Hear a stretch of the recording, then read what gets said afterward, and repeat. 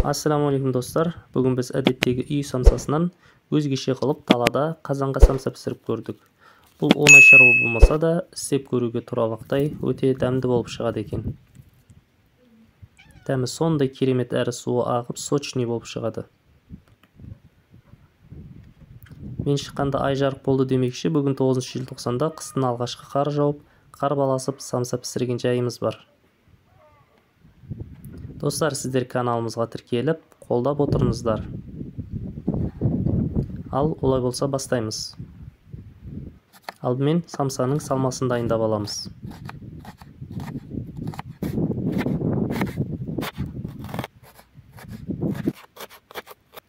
Пияз бен етті майдалап турап, оған құйрық майды қосамыз.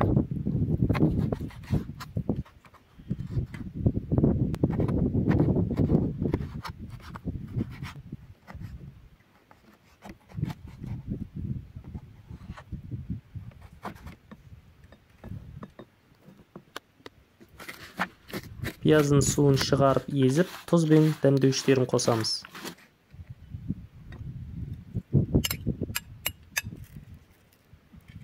Біз самсаға дәм беру үшін қара бұрыш, тұз, зира қосып, барлығын жақсылап араластырдық.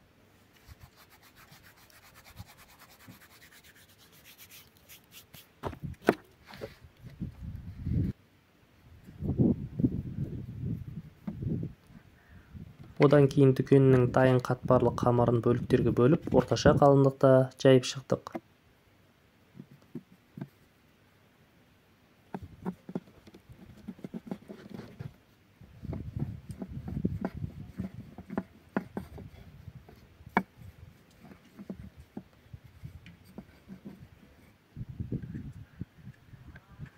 Салмасын салып, домалақтап, осылай түйіп шығамыз.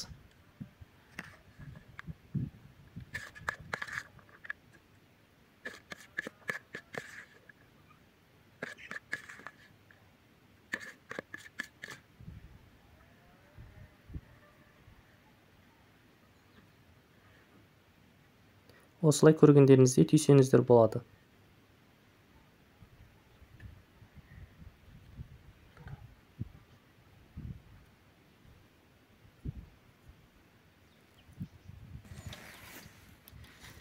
Енді от жағып, қазанды қатты отта қыздырамыз.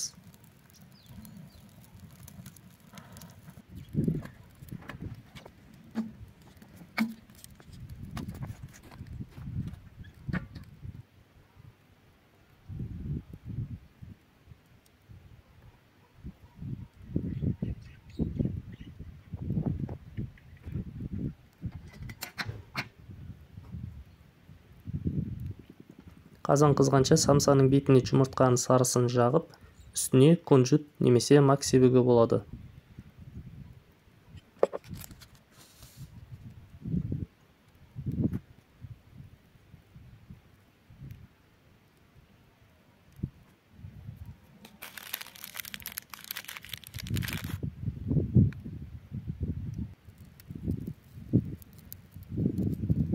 Самсаны жұмыртқаның ағуысына астын батырып алып, қызған қазанға жабыстырып, 3-5 секунд ұстап тұрамыз.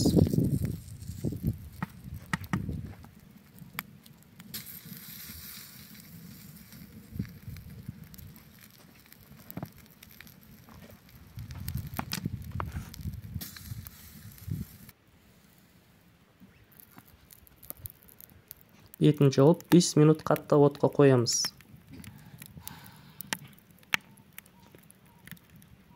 Одан кейін отты бәсеңдетеміз. Әр 10 минут сайын қақпағын ашып, буын шығарып отырамыз. Себебі самса суланып, былжырап қалуы мүмкін. Осылайша 50 минутта піседі. Осы аралықта ішім пісіп, қазанның сыртын тазалап кеттім.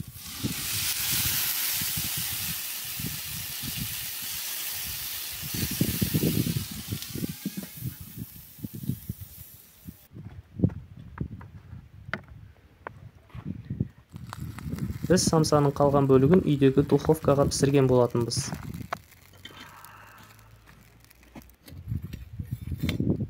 Ал достар, үйдегі және қазанға піскен самсамыз дайын болды. Өзіміз ойлағаннан да әдемі әрі тәбет ашабақтай сондай дәмді шықты. Осылай ақырын қырып аламыз. Қазанға піскен самсаның асты сәл күйгенімен, үйге піскен самсаға қарағанда дәмі өте дәмді, ерекше болып шықты. Ас болсын.